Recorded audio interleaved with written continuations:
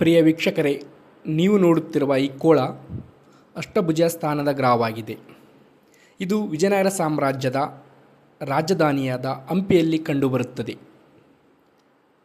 ಈ ಕೋಳವು ಮಹಾನಾಮಿ ದಿಬ್ಬದ ಹಿಂಬದಿಯಲ್ಲಿ ಸರಸ್ವತಿ ದೇವಸ್ಥಾನದ ಪಕ್ಕ ಕಂಡುಬರುತ್ತದೆ. ಅಷ್ಟಭುಜ ಸ್ಥಾನದ ಗ್ರಹವು 2.5 ಮೀಟರ್ ಆಳ ಮತ್ತು ಸುತ್ತಲೂ ತೆರೆದ ಮಂಟಪಗಳ ಸಾಲುಗಳನ್ನು ಹೊಂದಿದ್ದು ಅಷ್ಟಕೋನಾಕಾರವಾಗಿದೆ. ಅದಕ್ಕೆ ಈ ಕೋಳಕ್ಕೆ ಅಷ್ಟಭುಜ ಸ್ಥಾನದ ಗ್ರಹ ಎಂದು ಕರೆಯುತ್ತಾರೆ.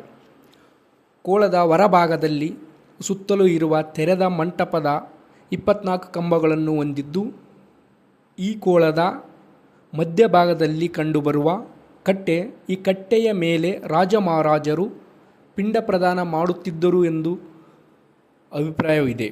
ಈ ಕೋಳಕ್ಕೆ ಕಂಪ್ಲಿ ಕೆರೆಯಿಂದ ನೀರು ಸರಬರಾಜು ಆಗುತ್ತಿದ್ದು ಎನ್ನುವುದು ವಿಶೇಷವಾಗಿದೆ.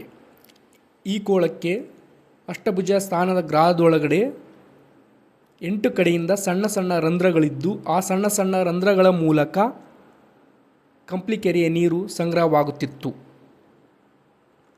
ಮತ್ತು ಮಲಿನವಾದ ನೀರನ್ನು ಹೊರಬಿಡಲು ಕೋಳದ ಮಧ್ಯಭಾಗದ ಒಳಗೆ ಒಂದು ಸಣ್ಣ ರಂಧ್ರವಿದ್ದು, ಆ ಸಣ್ಣ ರಂಧ್ರದ ಮೂಲಕ ಮಲಿನವಾದ ನೀರನ್ನು ಹೊರಗಡೆ ಬಿಡುತ್ತಿದ್ದರು. ಇಂಥ ವಿಶಿಷ್ಟವಾದ ಮಾಹಿತಿಗಾಗಿ ನಮ್ಮ ಚಾನಲನ್ನು ಸಬ್ಸ್ಕ್ರೈಬ್ ಮಾಡಿ ಮತ್ತು ಲೈಕ್ ಮಾಡಿ, ಶೇರ್ ಮಾಡಿ.